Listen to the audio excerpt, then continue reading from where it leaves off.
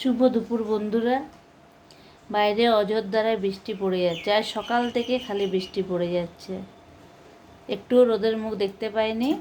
কাপড় চোপড় সব ভিজে, জানি না কি হবে। এতদিন গরম গরম করছিলাম, এখন বৃষ্টি।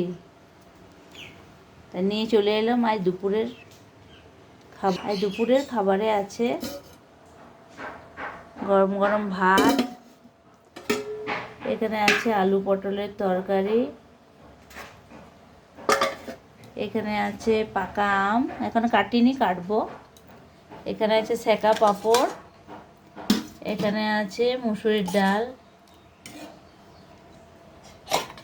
এখানে আছে কুমড়ো শাক সর্ষে ও পোস্ত দিয়ে করা,